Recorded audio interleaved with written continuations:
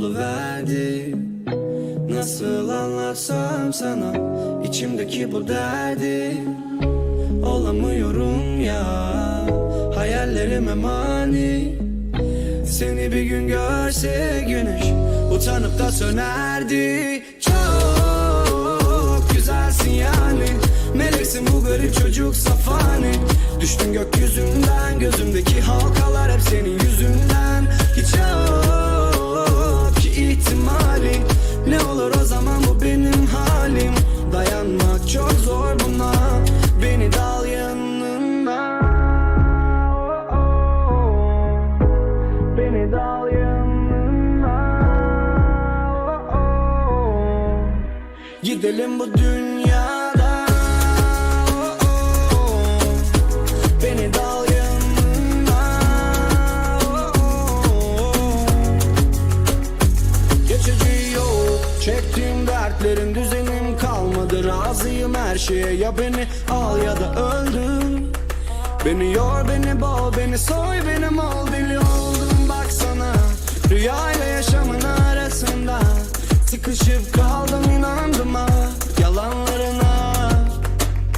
Bir yerdeyim, yollar sonunda diyorlar. Hiç uğraşma, bir daha olmaz. Yapacağım diyorum. Bu saatten sonra.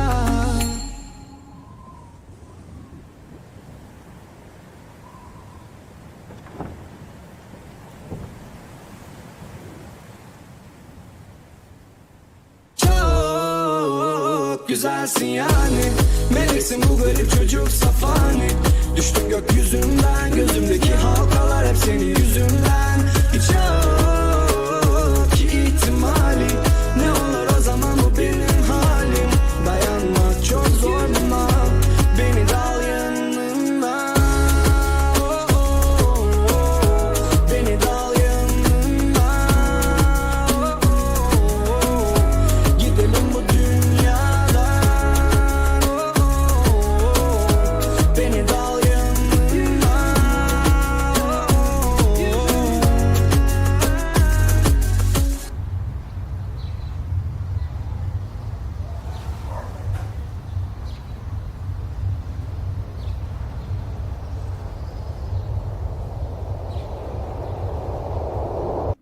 Bence yorum yapıyorum şimdi.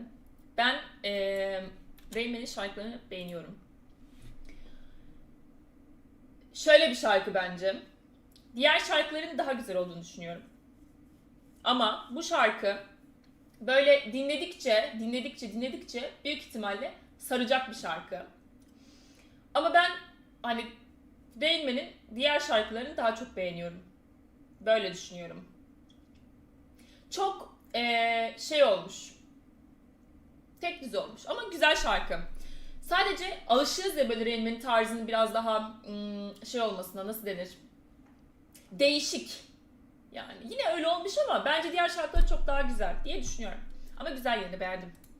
Beraber çok sevdiğiniz yayıncı kışkırtmanın finalini yapıyoruz. Evet, çok dinlesen alışırsın ve bak tam böyle şarkılarda ne oluyor biliyor musun? Birkaç kere dinlediğin zaman sonra bir daha dinleyesin geliyor.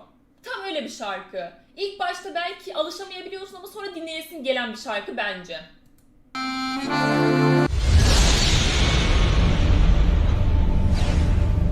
Her şeyin bir sonu vardır. Çok sevilen, izlenen bir seriydi. Fakat biz ölü YouTuber'lar gibi bir şeyi tutturunca full ondan gitmiyoruz arkadaşlar. Hep tekrara düştüğümü hissettim.